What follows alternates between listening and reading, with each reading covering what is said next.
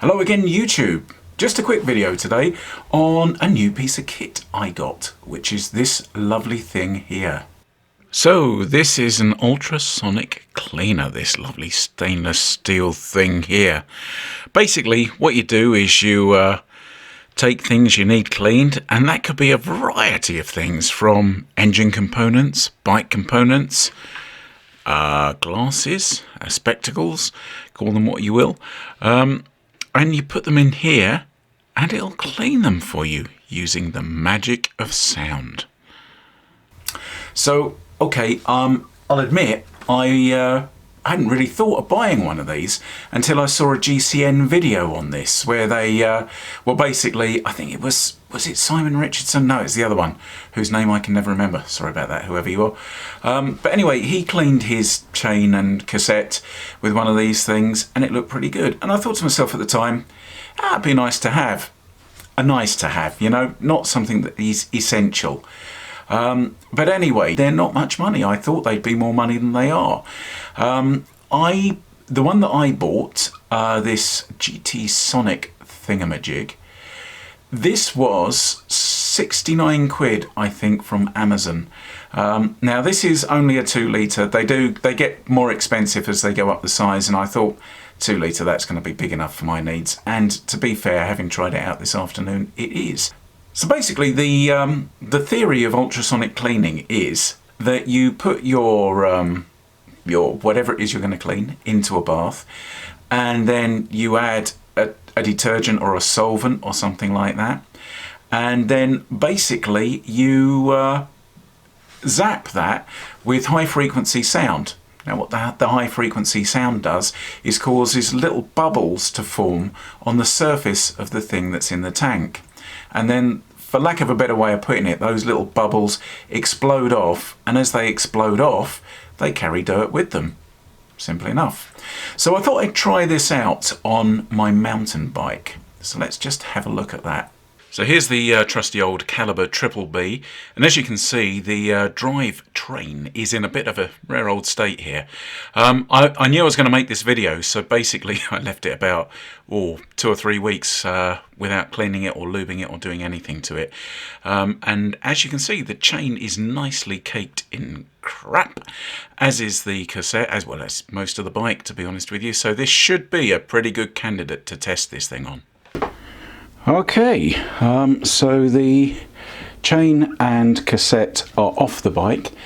I've got this little thing set up here, and I'll be honest, I didn't know what cleaning fluid to get for it. You can get specific ultrasonic cleaning fluids, but I just went for like this gunk ultra pink stuff, because I've used gunk for years and it's pretty good stuff. I'm not entirely sure that this is the original formula. I think this is slightly different, this one. So the deal is, you get a little basket, take that out, make sure you're still focused, YouTube, good. And there's a little fill line in here, so I'm just going to put a couple of litres of this.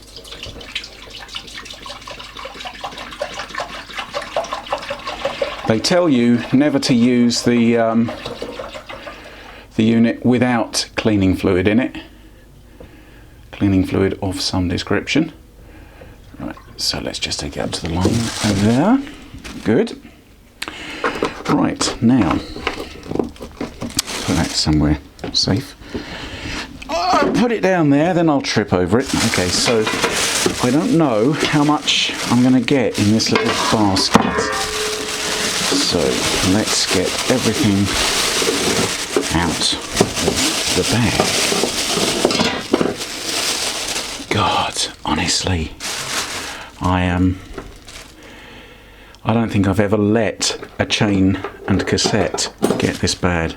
So this should be a pretty good test. Now, as you can probably see, let's see if I can focus you in. Yeah, there you go.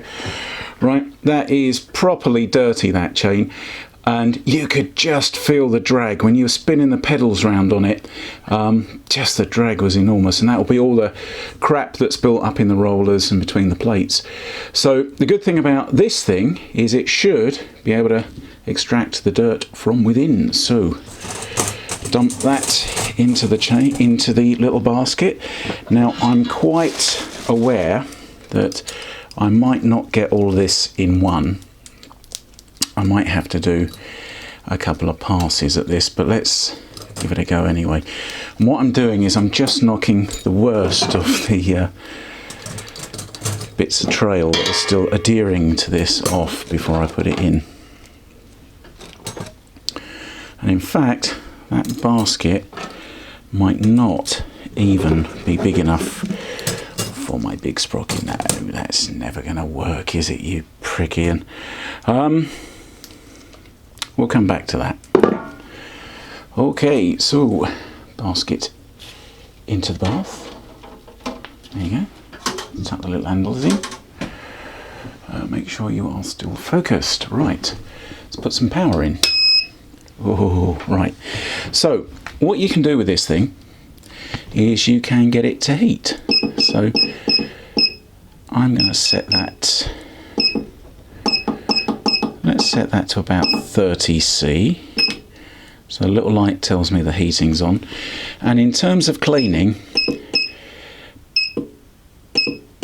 apparently you shouldn't let this go for more than an hour, and I don't want to let it go for more than an hour. So I'm just going to give it 30 minutes. Put the lid on. Right, so I suppose you just leave it now. They tell you to leave the lid on, but oh wow, look, right, okay, let's see if we can get in on that.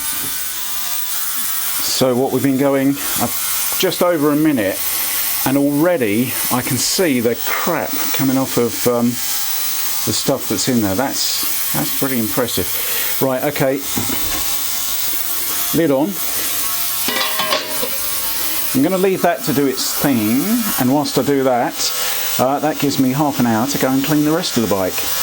Oh, and remove the dork disc. Yes, I've had comments.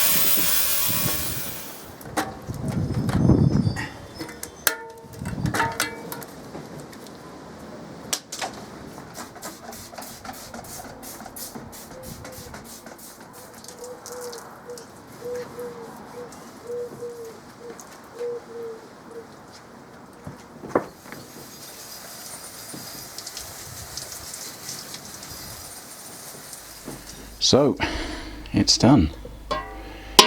Let's have a wee look.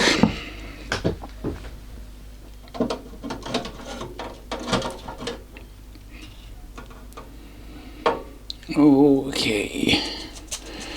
I just need to go and give this a rinse and I'll be back. Okay, so let's have a look at some of these. Man, that is really, really clean. Compared to how it look at that, there's not a bit of grease left on these things. So clean, you can see the wear pattern. And we like that. Just take these pieces out. Now the one thing I didn't clean, from the chain at least, is the quick link, because I don't know why, but I don't like reusing them, so I'm just going to fit a new one. But man, look at that chain. That's, I mean, there was rust on the edge of it, black as you like, and now well, obviously it's not like new, because it's not new, but it's a hell of an improvement. I'm really, really impressed with that. Right, let's go and dry that off. Let's see if we can do something with this big old sprocket here. We can get most of it clean. Some of it clean at least. I'll tell you what we're going to do with this big sprocket. We're going to dunk it in the warm degreaser, let it soak, and I'm going to clean that one off with a brush.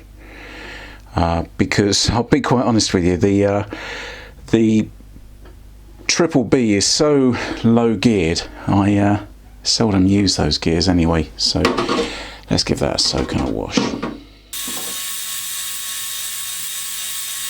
Okay, so I had intended just to dunk this in the degreaser and clean it off with a brush, but then I thought that would be kind of a half-assed job. So basically I just sort of dunked it in one side for 10 minutes, turned it over and dunked it in the other side for another 10 minutes. And to be fair, it came out as clean as the rest of the other stuff as well.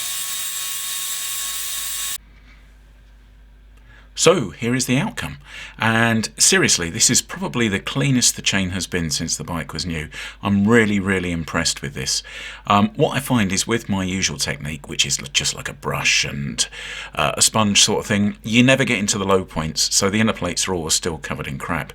Whereas with this, it's got everything off. I'm a total convert, and when you think about it, 70 quid this thing cost me. That's probably the cost of a chain and cassette. So if over you know, the course of a year or something, you can save yourself one chain and cassette, it's paid for itself already. And if nothing else, it's a lot easier than cleaning the chain manually. So I'm just going to leave you with these gratuitous slider based shots of my lovely clean new chain. Thanks for watching this one, and I'll see you in the next.